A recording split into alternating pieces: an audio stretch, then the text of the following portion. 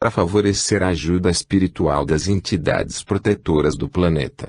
E sozinho quase sempre, na dura solidão dos que avançam sobre o seu tempo, assessorado às vezes por assessores de vistas curtas, no plano humano, conseguiu preparar a fórmula salvadora e arrancar o conhecimento das garras vampirescas de homens e espíritos fascinados pelas ilusões terrenas. Para compreendermos a sua posição no processo cultural ainda em desenvolvimento, basta vermos que a ciência do espírito permanece ainda hoje como marginal na cultura terrena. Ainda hoje os homens não perceberam, apesar das doenças, da morte, das guerras, das bombas atômicas e nucleares, das voragens do câncer e dos infartes, não despertaram a percepção da fragilidade da criatura humana e da imortalidade e grandeza do espírito. Continuam cegos, surdos e mudos ante o enigma de sua própria natureza e de sua essência.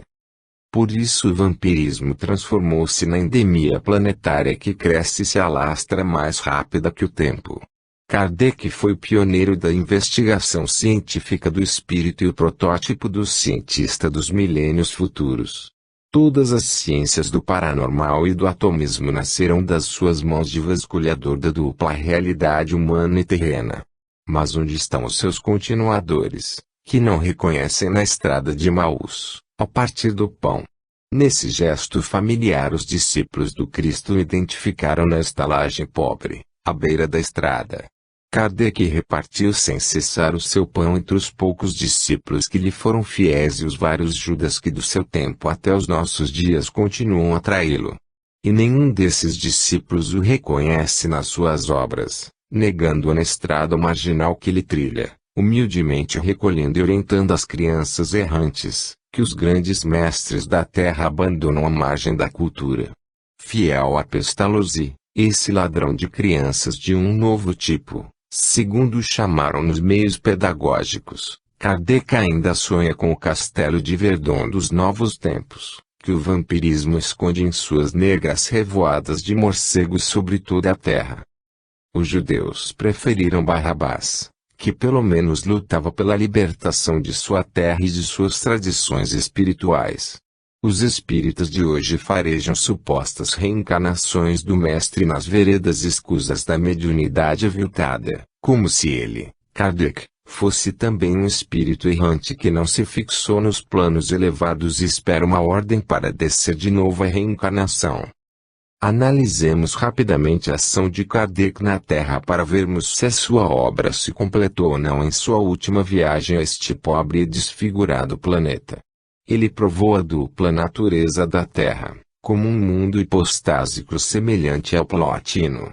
Esse mundo, que é a realidade física em que vivemos, se constitui de dois elementos fundamentais, espírito e matéria. Mostrou que o homem se deixara fascinar pela matéria, a ela se agarrando como náufrago do espírito e entregando-se apenas à ciência da matéria.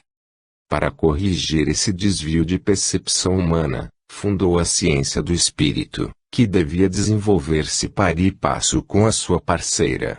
Mas a humanidade terrena quis tocar com o dedo de Tomé as chagas da traição, que estão nos estigmas da própria condição humana, pelos cientistas materialistas.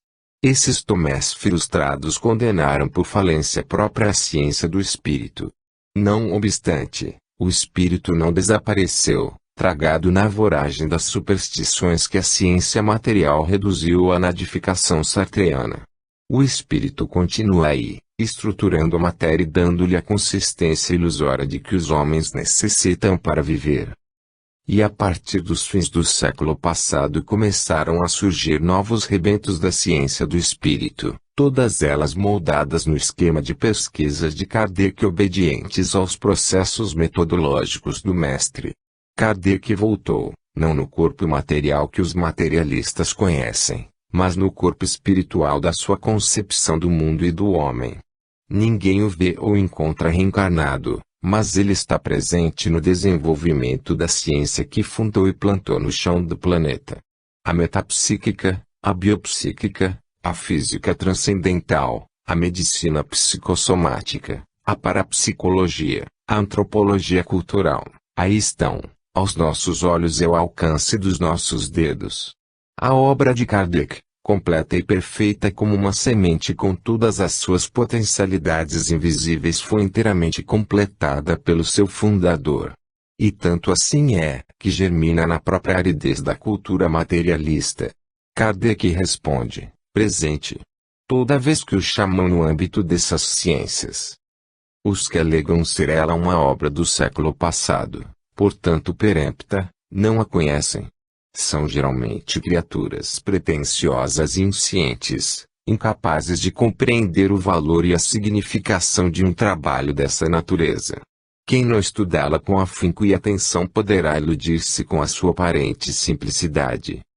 Mas essa simplicidade, numa obra que trata de assuntos tão profundos, só os gênios a conseguem. Como o discurso do método, de Descartes, toda a obra de Kardec é estruturada numa síntese didática em que uma palavra ou uma frase lida sem atenção impede a compreensão de problemas fundamentais, principalmente nas 5 obras da codificação. Feita esta digressão necessária, indispensável à boa compreensão do tema, podemos voltar a ele. O vampirismo telúrico propriamente dito é uma deformação do parasitismo natural em que vivemos no planeta, dele tirando tudo quanto necessitamos para nossa existência terrena. Os que viveram em tempos mais felizes do que o atual, do começo aos meados do século, sabem que a vida era mais calma e feliz, as coisas estavam mais à mão e a natureza nos oferecia sua face maternal e protetora por toda parte.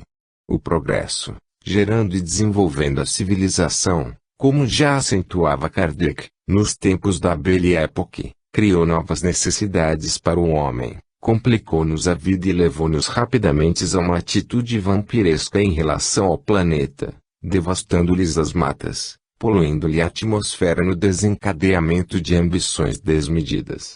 Nada escapou a essa fúria de enriquecimento rápido, de alienação do espírito nas comodidades do supérfluo. Perturbamos por toda parte os processos misiológicos naturais, mudamos violentamente o modo simples de viver e caímos na armadilha do pedantismo e da sofisticação. Desnaturalizamo-nos. Rompemos as nossas relações normais com a natureza e passamos a explorá-la com violência, a abusar da sua generosidade e da hospitalidade que nos oferecia com gratuidade e bondade. Podemos dizer, com Rousseau, que sofremos a queda na mundanidade, perdendo a bondade natural que Deus nos concedera no Éden dos primeiros tempos.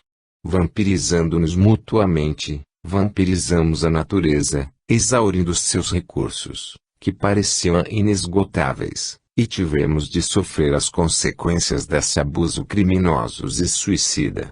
Kardec advertiu que essas fases de progresso acelerado nos levam para condições melhores, mas apresse que as perspectivas terrenas tornam-se cada vez mais ameaçadoras.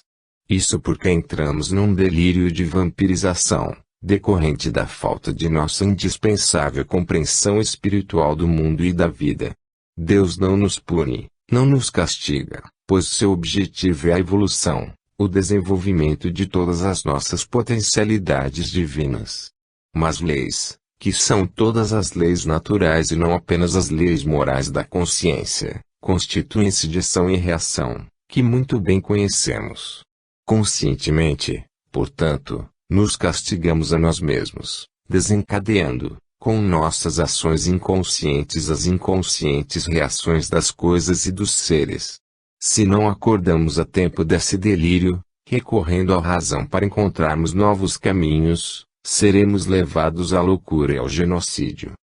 A humanidade será asfixiada em seus próprios abusos, na devastação das bombas atômicas, entre as quais já figura a bomba suicida por excelência. A bomba de nêutrons que não deixará nenhum sinal de vida no planeta transformado em túmulo sideral.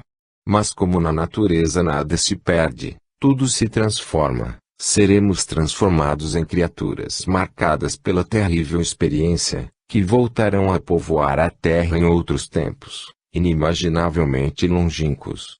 Então talvez nos lembremos, na Terra que renascerá esperançosa, de que somos espíritos e não bichos dotados de uma inteligência mal empregada nas garras do vampirismo. Segundo a teoria do universo oscilante, de Opic, lembrando o eterno retorno dos gregos antigos, o universo se abre e fecha no infinito, em sístoles e diástoles, como um coração gigantesco. Nessas oscilações marcadas por um ritmo de milhões de anos, os mundos como o nosso desaparecem e voltam a se recompor. Seria esse o ritmo da evolução universal? Seja assim ou não, o fato é que o eterno retorno das coisas e dos seres confirma cientificamente nas micropesquisas permitidas pelo sensório humano. Mas o eterno retorno, como podemos ver, também na estreita faixa de nossas experiências, não é repetitivo, mas progressivo, realizando em espiral evolutiva. Raine Maria Rilke se considerava como um falcão voando, em círculos crescentes, em torno de uma torre milenar. Deus traço, para atingir, se possível, a última espiral no infinito. Faremos como ele ou cairemos exaustos numa espiral inferior, subjugados pelos vampiros. Isso depende de nós. Se tratarmos de sustentar o voo na direção das alturas, teremos a nosso favor as forças da evolução. Se nos sentirmos desprotegidos e chamarmos as revoadas vampirescas em nosso auxílio, voltaremos ao chão do planeta. Não podemos impedir que os vampiros nos sigam e pousem em nossas cabeças, mas podemos afugentá-los para pensar e querer por nós mesmos. No vasto processo universal do vampirismo aprendemos a lição de responsabilidade individual intransferível. Afetando-nos com os seus prejuízos, o vampirismo mostra a necessidade de nos libertarmos de toda a dependência e sujeição, para agirmos por nós mesmos, confiantes em nossas forças. A dependência de outro ou de outros é sempre uma prova de infantilismo. A criança vampiriza a mãe desde a vida intrauterina até aprender a alimentar-se por si própria. Os filhos vampirizam os pais. A família se mantém, geralmente, no sistema das vampirizações mútuas ou recíprocas. Nas classes e agrupamentos sociais o vampirismo é coletivo e até mesmo massivo. As cúpulas sociais vampirizam as classes inferiores de maneira consciente e metódica, fazendo das estruturas sociais poderosos sistemas vampirescos regulamentados por leis. No interior dessas estruturas o vampirismo endógeno se desenvolve nas relações de trabalho, em que as necessidades vitais determinam a aparição de grupos de subvampirismo perfeitamente organizados. Os trabalhadores dependem uns dos outros e, por força dessa dependência, o vampirismo reponta de todos os lados, travestidos de protecionismo. As vampirizações ideológicas são as mais evidentes e perigosas em suas atividades proselitistas e dominadoras. O vampirismo é bifronte. Protege e suga ao mesmo tempo as suas vítimas indefesas. Esse quadro social do vampirismo telúrico pode ser atenuado em suas cores por um regime político aberto e portanto democrático, em que se procura harmonizar os direitos individuais com os deveres coletivos. Mas contra isso militam as forças de padronização milenar e universal, da mentalidade acomodatícia, do horror ao caos e da reprovação legal. O vampirismo é assim a doença congênita e constitucional do homem, que dele só pode libertar-se através do desenvolvimento de uma consciência plena e ativa dos deveres e compromissos da vida em sociedade. Só há uma saída para a liberdade, a consciência. Dinâmica da consciência. A consciência é o centro dinâmico do ser, estruturado pela essência das experiências sofridas e vividas através da evolução criadora. Não há propriamente uma ontogênese, pois o que geralmente se define com essa expressão é o desenvolvimento da mônada em suas potencialidades divinas. A mônada é a centelha do pensamento do Criador de Deus que encerra em si o esquema arquetípico do homem. Quando dizemos homem não nos referimos a este ou aquele homem, mas à ideia do homem, segundo a teoria platônica. O mundo das ideias, de Platão, é o pré-mundo das res, da coisa objetiva, sensível, passível de captação pelo sensório. o centelha criadora do pensamento divino de Deus, projetada, uniperfeita, no caos da matéria, estrutura mônada, partícula infinitesimal do átomo e das partículas atômicas. A primeira estruturação da matéria pela centelha divina é da mônada, que se reveste de matéria, coisificando-a, ou seja, tornando a coisa, objeto sensível, material. Essa é também a primeira manifestação do espírito na matéria. Esse é o momento da criação, que as religiões simbolizaram no Fiat ou Faça-se, a palavra de Deus ordenando o mundo na Gênese. Kardec apresenta a matéria como dispersa no espaço cósmico sendo estruturada pelo espírito. O mundo, que era apenas ideia, coisifica-se no primeiro ato de materialização das formas ideais produzindo a mônada e a seguir produzindo o mundo. Os 7 dias da criação do mundo simbolizam 7 instantes do processo criador de toda a realidade. Tudo o que chamamos de real, expressão que vem de res, coisa, é ideia transformada em coisa. Por isso podemos dizer que a consciência é uma coisa essencial do homem, que representa a natureza humana. Dessa maneira, a consciência em si mesma, dinamismo interno e estático, dotado das funções de projeção externa da mente e da inteligência. A mente capta a realidade através do sensório, pensa e transmite pensamentos através do cérebro, e a inteligência penetra no sentido dessa captação, analisando a natureza das coisas e estabelecendo as conotações para a prática racional do entendimento no mundo.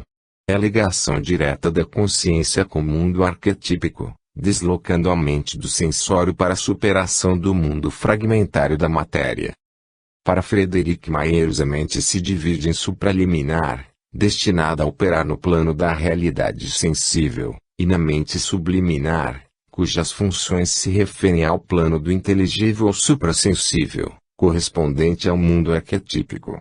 Compreendendo este esquema, embora toscamente esboçado, podemos avaliar os recursos de que o homem dispõe para enfrentar e resolver o problema do vampirismo, no controle consciencial do seu comportamento.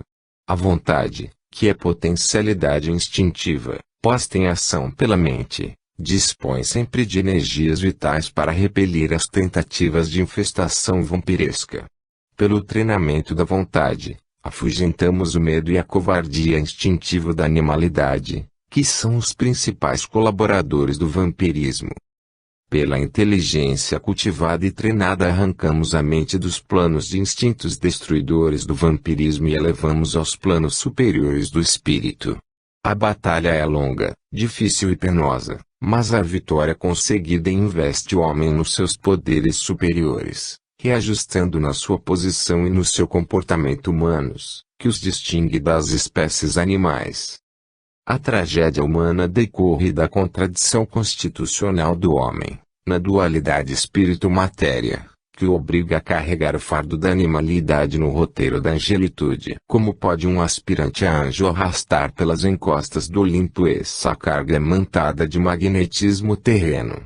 O conceito de Unamuno, de que o homem é um drama, corresponde bem ao que chamamos de condição humana.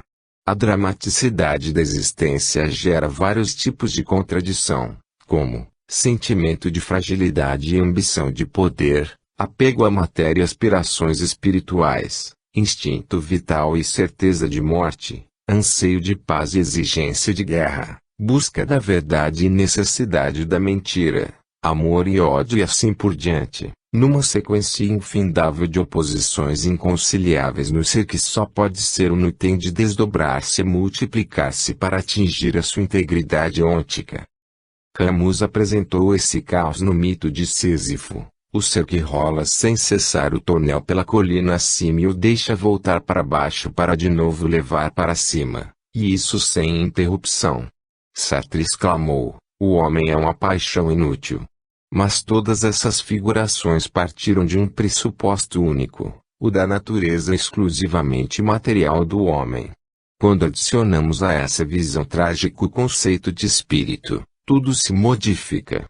Foi o que fez Kardec, mostrando que todas as contradições do homem são dialéticas e se resolvem nas sínteses superiores do desenvolvimento de potencialidades divinas. O alvo da angelitude é atingido quando o homem, vencendo todas as contradições, descobre em si mesmo o poder do espírito, fazendo-se espírito na duração, que é a imortalidade num conceito dinâmico e não estático da imortalidade. Por isso, Heidegger afirmou, como filósofo do ser e não da existência, o homem se completa na morte. Ao dizer isso, o filósofo matou a morte, o que vale dizer que o amor da sabedoria, ou a sabedoria do amor, como disse Platão, matou a escravidão da carne. René Albert, neocantiano, sustenta hoje que o homem é consciência em desenvolvimento. E apresenta-nos a dialética da consciência em termos auspiciosos. A consciência prática do homem comum evolui para ir contra a consciência teórica do aspirante à sabedoria. A fusão dos contrários, não a contradição, mas a fusão, segundo a tese de Amelin, resolve-se na síntese da consciência estética, em que predomina o sentimento do belo e da harmonia. Torna-se então possível na Terra a implantação da República dos Espíritos, fundada na solidariedade das consciências. A perspectiva dessa mudança, que coincide com o sonho cristão do reino de Deus na Terra, parece alongar-se ao infinito. Mas, de qualquer maneira, Hubert nos acena com uma esperança e ao mesmo tempo justifica a situação atual como transitória. Engenheiros, em O Homem Medíocre, assinala a predominância asfixiante no mundo. Não obstante, admite que a evolução cultural possa aumentar as fileiras dos sonhadores, que, por sua superioridade consciencial de elite, pudessem transformar a realidade desoladora dos nossos dias. Por outro lado, a teoria de Karl Mayr sobre a utopia, considerando-a como precognição de realidades, pode também alentar as nossas esperanças. Kardec, num estudo sobre a evolução social do planeta, acena-nos com a vitória, que considera inevitável, da aristocracia intelecto-moral, que daria o governo do mundo aos grupos superiores. O desenvolvimento intelectual da humanidade, pari e passu com o desenvolvimento moral, liquidaria com os últimos resquícios de barbárie no planeta. Claro que moral prevista não é a comum, essa moral fechada que nasce dos costumes e das sacristias, mas a moral aberta de Bergson, determinada pela consciência estética. Os interesses práticos dos homens são alimentados na ganância, na cobiça e no egoísmo da maioria, provocando o vampirismo voraz. Mas não há dúvida que as condições conflitivas, no jogo das consciências práticas, não serão resolvidas por si mesmas. E podemos contar com as aspirações da alma humana. Essas vagas aspirações de que trata Kardec, tornam-se mais vigorosas na proporção em que o homem se aproxima da sua realização como espírito. O materialismo nada mais oferece aos homens do que o nada ilusório das conquistas materiais, com a nidificação final no túmulo ou na vala comum. De outro lado, o espiritualismo propõe a solidariedade humana na Terra e a beleza e a harmonia nas hipóstases espirituais de Plotino, os mundos superiores em que as utopias se tornarão realidades vivas. Não se trata de hipóteses ou histórias do lobo e o mal inventadas por videntes alucinados ou teólogos perturbados por visões místicas, mas de realidades concretas confirmadas por múltiplas e rigorosas pesquisas científicas. Só podem duvidar dessas realidades, em nossos dias, as criaturas culturalmente desatualizadas, os espíritos levianos e os espíritos sistemáticos, ainda hoje prisioneiros no leito de Procusto. Quem possui alguns conhecimentos de ciência acompanha a corrida científica atual, em que se empenham as maiores potências mundiais e os mais respeitáveis centros universitários do mundo, mas sabe mesmo, com dados positivos e irrecusáveis nas mãos e um pingo de luz no cérebro, que a realidade da sobrevivência do homem à morte do corpo é tão certa como o fato de havermos nascido e termos de morrer.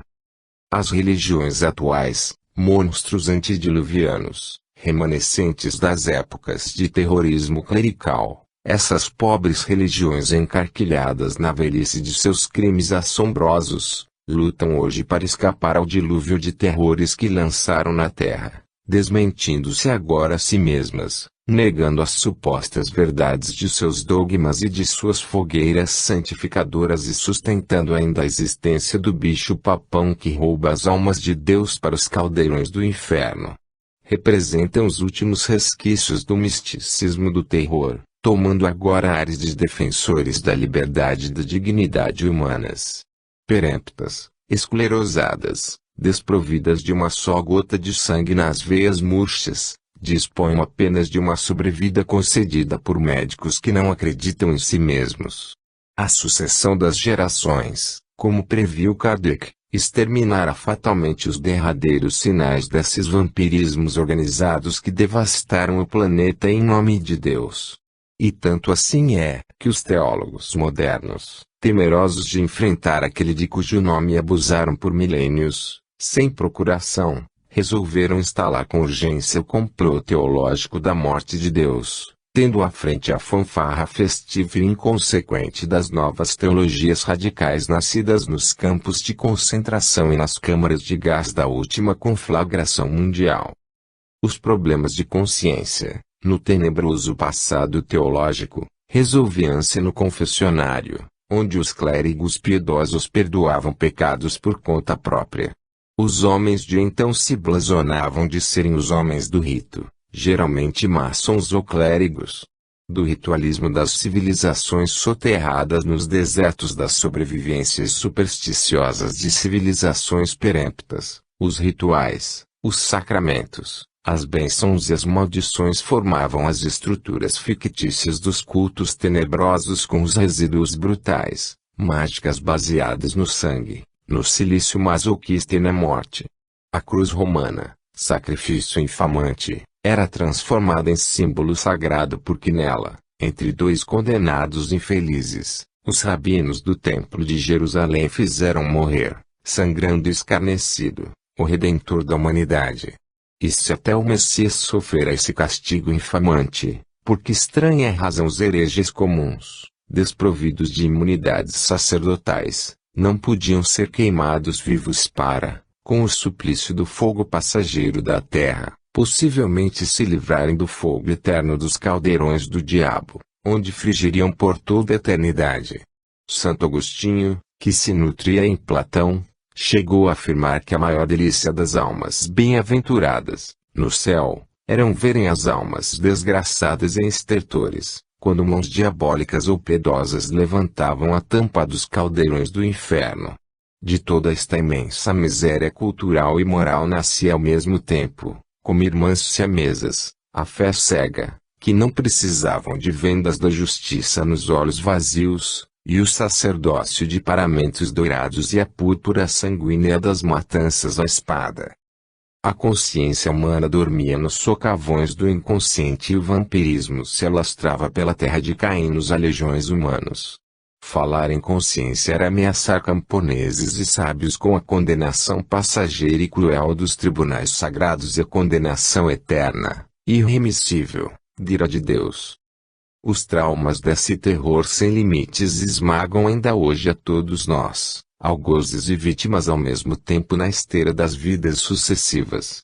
A introjeção desses vagalhões de terror no inconsciente coletivo foi o único dilúvio verdadeiro que avassalou não apenas o planeta, mas toda a humanidade. A repressão dos instintos genéticos, as autoflagelações místicas, as abstinências forçadas pelas ameaças sobrenaturais, o celibato obrigatório levando ao fingimento e à hipocrisia sistemáticos produziram frustrações, recalques, perturbações e aviltamento de personalidade em multidões de criaturas por quase 2 milênios. A dolorosa e pesada safra, semeadura de legiões, afetivas e espirituais caiu esmagadora sobre nosso século. Uma psicanálise dessa realidade escabrosa mostraria que ela fez mais vítimas do que todas as pestes que devastaram o mundo nesses tempos e que, ainda hoje, intelectuais também marcados e deformados por ela, querem justificar e não raro até mesmo exaltar.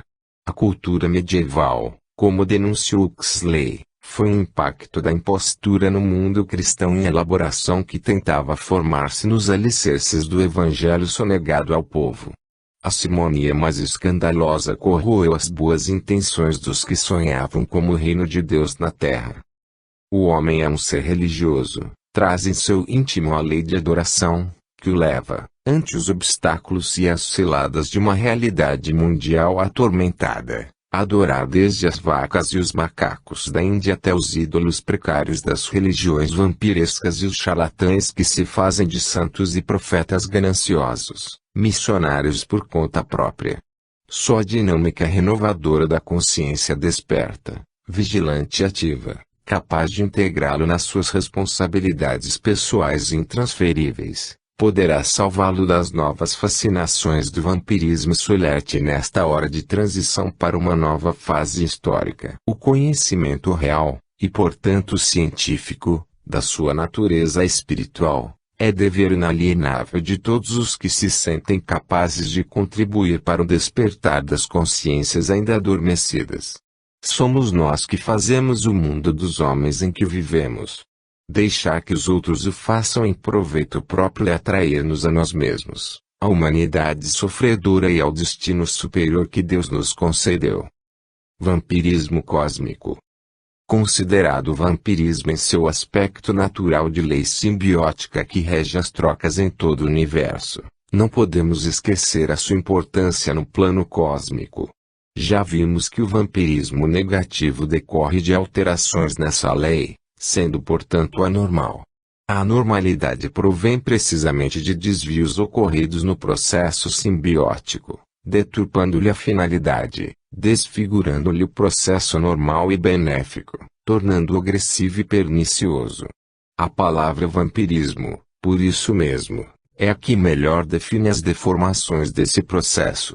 No vampirismo cósmico, ao que aprecie, as deformações não levam a alterações prejudiciais, mas apenas a desvios de órbitas e outras perturbações logo refeitas pela mecânica celeste.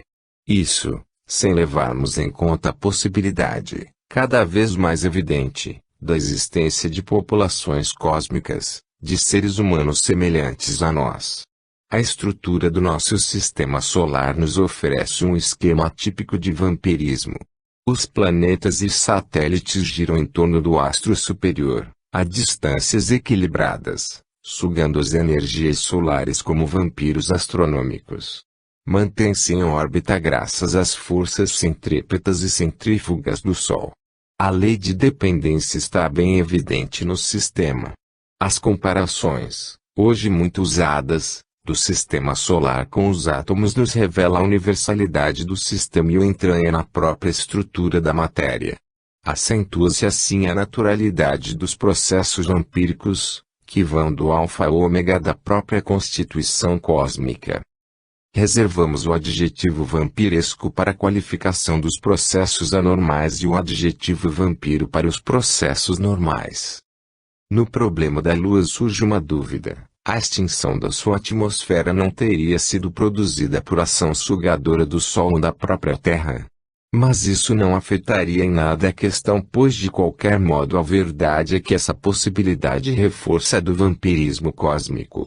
A Lua também é vampirizada pela Terra, através da ação, também vampírica das múltiplas influências lunares sobre o planeta, em todos os sentidos. As pedras lunares do que os astronautas norte-americanos foram buscar precisamente no satélite, são encontradas em abundância aqui mesmo, pois a Terra as atrai continuamente. Terra e Lua formarão no futuro um sistema integrado de trocas, segundo projetos já existentes para utilização terrena do mundo lunar. Então a Lua se tornará muito mais romântica e poética do que é hoje. Será uma espécie de Shangri-La do espaço sideral, com suas casas de vidro e jardins de estufas, impregnados do magnetismo suave de um mundo morto que ressuscita. Enganaram-se os que proclamaram a extinção do romantismo lunar, quando os homens começaram a andar sobre ela em saltos de canguru. A Lua se enriqueceu naquele mesmo instante, com a concorrência das primeiras façanhas humanas em solo de areias e crateras. A imaginação dos poetas e dos romancistas conta hoje com mais elementos românticos para tratar da lua em suas obras. Desde o momento em que não foi encontrado nenhum sinal de vida na lua, a solidão astral do planeta tornou-se muito mais excitante para a imaginação onírica. A possibilidade de urbanização futura do satélite, com o transplante de flora, animais e gente para a lua, restabelecendo-se a sua atmosfera por meio de um reflorestamento artificial, revelará um aspecto novo das manifestações vampíricas nos cosmos. A Terra começará a pagar à Lua o que lhe deve, há milhões de anos, pelas influências benéficas dos satélites sobre sua atmosfera e o seu solo, no controle das marés oceânicas, na vida de sua vegetação, sua fauna e sua população, e até mesmo no controle, recentemente descoberto, que exerce sobre as erupções vulcânicas, necessárias ao alívio da pressão interna da pirosfera terrena. Viajar para a Lua não será apenas um ato turístico da era cósmica, mas também ainda um ato de integração do homem no cosmos, que lhe permitirá devassar as visões secretas da imensidade desconhecida, modificando-lhes os conceitos errôneos que alimenta até agora a grandeza sem limites. Podendo escancarar a janela da Lua sobre o cosmos, o homem, acostumado à sua imantação no solo da Terra, sentirá a fascinação de uma realidade nova. Entregando-se pouco a pouco às romagens no espaço sideral, aprenderá fazendo, pois só assim se aprende, a lição da eternidade dinâmica, em contraste com a estática efêmera da vida planetária. Já se percebem hoje, pelos reflexos das primeiras façanhas astronáuticas, ainda tímidas como os primeiros voos de um pássaro recém-nascido, que a visão humana do mundo e da vida ampliou-se de maneira sensível. Os cientistas atuais já se mostram mais capazes de aceitar a existência possível de mundos habitados no espaço sideral e de compreender a natureza extrafísica, segundo Heine, do homem terreno em outras dimensões do real. Essas modificações conceptuais na ciência quebram a rigidez dogmática do passado, no tocantes aos métodos de investigação, pois já demonstraram a falência do sistemático em todos os campos do pensamento perquiridor. O cientista dogmático, inflexível em suas exigências metodológicas, representa hoje a resistência do convencional às novas descobertas que surgem de todos os lados em todas as ciências. Esse cientista parece como um barqueiro encravado num banco de areia sobre um fluxo de um rio. Mas hoje, mais amanhã, o banco se desfará e ele será atirado nos desafios do futuro como um imprudente. O problema do vampirismo está fundamentalmente ligado ao do avanço da ciência, como já vimos. Porque é um problema ontológico, no processo de ajustamento do homem à realidade. Nossa imaginação, ligada às aspirações de transcendência, às exigências naturais de superação do imediato, é ainda estimulada pelos impulsos do inconsciente, movidos pelo instinto espiritual de que tratou Kardec. Esse instinto se nutre das reminiscências de outras vidas, que, segundo Kardec, estimula as nossas tendências de elevação. Ao desenvolver o método socrático da maiêutica em seus estudos, reconheceu que as existências de ideias inatas do homem, de recursos culturais latentes, provava a passagem do espírito por experiências anteriores ao nascimento. Freud, que se manteve nos limites estreitos de uma só vida, recusando-se a penetrar com Jung em maiores profundezas, descobriu o arquivo secreto da alma, comprovando sem querer a descoberta milenária dos gregos. No vampirismo, esses conteúdos ocultos do passado facilitam o restabelecimento atual dessas afinidades longínquas. A falta de conhecimento desse fato não permite aos psicoterapeutas atuais encarar o problema na sua realidade. Eles se desviam para teorias, mais do grado do nosso tempo de leviandade, e acocam os processos vampirescos no berço ilusório das sensações sensoriais. Os resultados são deploráveis, como reconhecem as pessoas de bom senso. A busca de novidades, excitada pelas mudanças desta hora de transição, leva até mesmo especialistas experientes a acreditarem na eficácia dos métodos mais absurdos e aprová-los. Por outro lado, os clientes, já naturalmente perturbados pelo vampirismo e pelos seus próprios desajustes, deixam-se embalar nas práticas desastrosas atuais, sempre dispostos a rejeitar os resultados experimentais em troca de posições mirabolantes, como os sabichões do tempo de Richetti. Confirma-se a verdade pitagórica de que a Terra é a morada da opinião. A ciência rigorosa, mesmo aplicada por mestres de renome, é suplantada pela impostura e inconsequente estardalhaço dos opiniáticos. Das pesquisas seríssimas da Gestalt, a psicologia da forma, que abriu novas perspectivas nos estudos sobre a percepção, tiram-se deduções arbitrárias que rebaixam a psiquiatria ao nível dos pelotiqueiros de feira. Para combater o medo de cães, psiquiatras e clientes exibem-se em televisões, brincando de cachorros que se cheiram e se lambem, sacudem o rabo ante as câmaras televisoras, para espanto de todos. E se algum cliente assustado consulta sobre isso um psiquiatra sério, é a resposta desconcertante, para obediência ética profissional, é que se trata de experiências científicas comprovadas. O aviltamento das ciências passa por cima do respeito à ética, do respeito humano e até mesmo da inocência dos cães. Mas as pessoas ingênuas, amantes de novidades, sentem-se integradas na atualidade, rejubilam-se com a sua capacidade de adaptação aos novos tempos. A moral da fábula, que subsiste apesar de tudo, lembra a ironia de Voltaire sobre a pedagogia da volta à natureza, de Rousseau, temos de voltar a andar de quatro.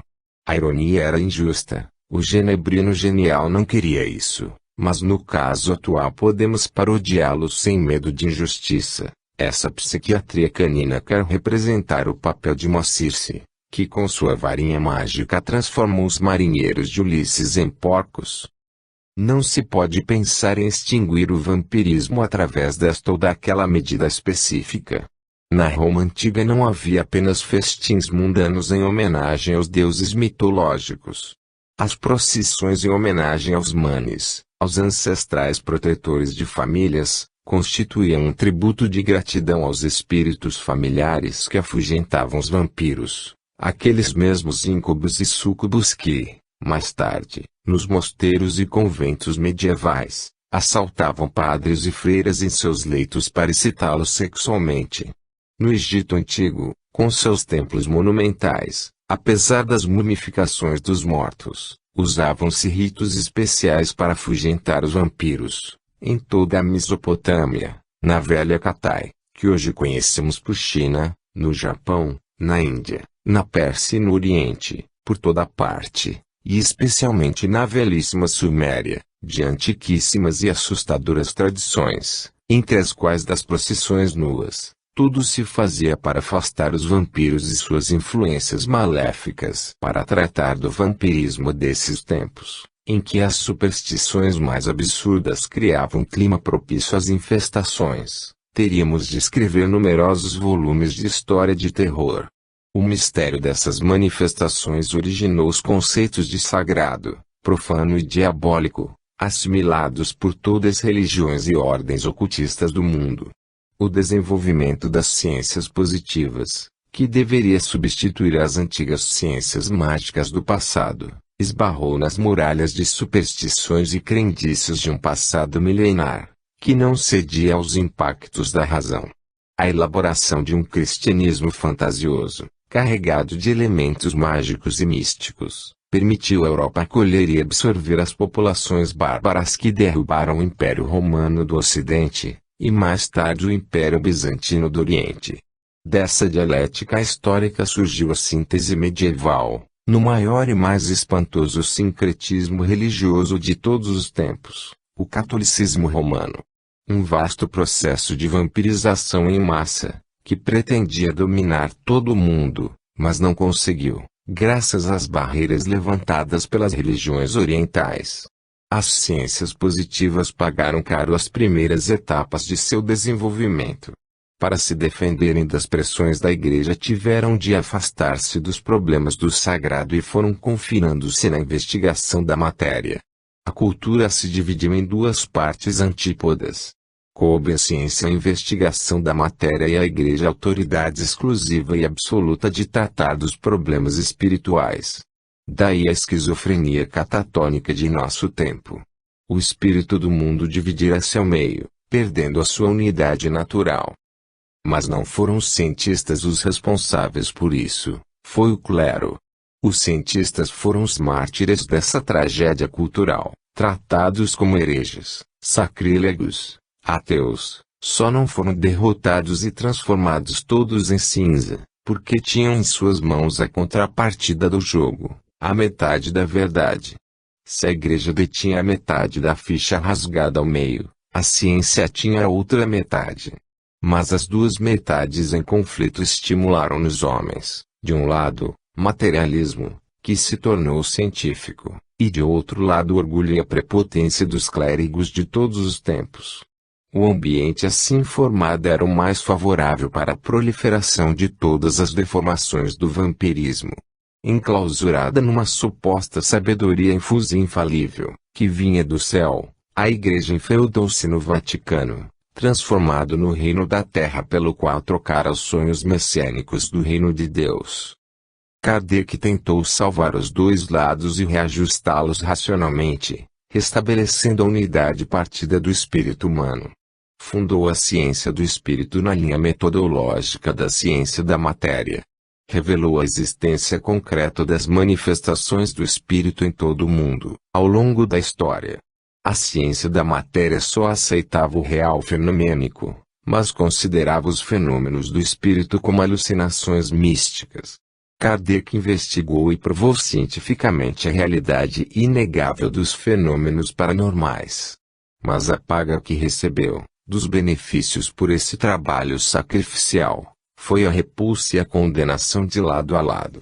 Mas após a sua vitória a ciência da matéria, como Tomé, teve de tocar com os dedos a chaga da verdade e aceitar o esquema, a metodologia de Kardec, acrescidas apenas de recursos tecnológicos atuais, para confirmar e restabelecer a unidade do espírito na cultura do nosso tempo.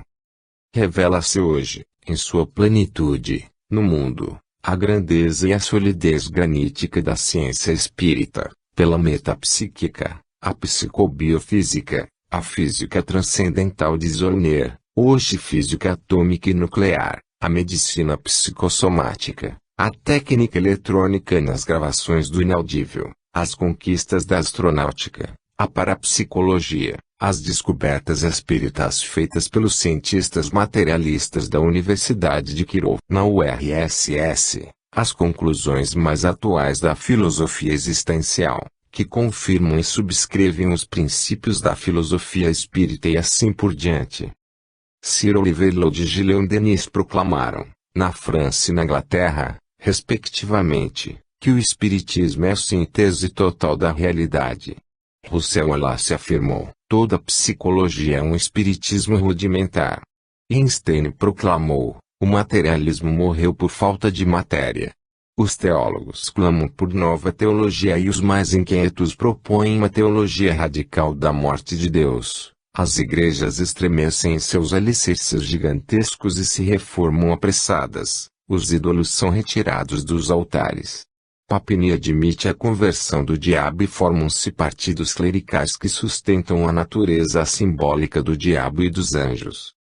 Nessa revolução atordoante só uma entidade permanece inabalável em seus fundamentos e em seus princípios, em sua estrutura que abrange as dimensões do futuro, em seu prestígio cultural e popular crescente, o Espiritismo. Só ele, com sua estrutura tríplice, geométrica, e seu formidável arsenal de fatos comprovados cientificamente, oferece ao mundo a solução total dos seus problemas. E o faz de maneira aberta e clara, sem sujeições dogmáticas, sem exigências proselitistas, sem o menor interesse pela dominação das consciências, sem organizações sistemáticas de qualquer espécie, sem intenções pretensiosas de dominação política, ideológica ou financeira, sem discriminações sociais, raciais ou culturais, abrindo os braços ao mundo para tudo dar sem nada pedir. Cabe aos homens, portanto, a todos nós, optar por ele ou por qualquer das múltiplas ideologias da ganância e da escravização que brotam das entranhas de um passado falido. Estamos evidentemente em uma encruzilhada histórica do mundo. Ou tomamos um caminho claro e seguro em nosso comportamento, iluminado pelo sol da razão, ou nos embrenharemos bobamente na selva selvagia da visão dantesca, entregando-nos à prática inexplicável e incompreensível do vampirismo deformado e deformador. A razão é a nossa bússola. Sem ela poderemos cair de novo no misticismo medieval ou resvalar pela vala comum dos céticos, que são os mortos-vivos ou aparentemente vivos. A busca da verdade, do bem e da ordem, da justiça e do belo é uma determinação do Espírito Supremo e que não podemos fugir. Kant errou ao negar a possibilidade da ciência no transcendente, onde a razão não penetraria. A história da ciência provou aos nossos olhos o contrário, mostrando-nos que o universo é razão. Fim.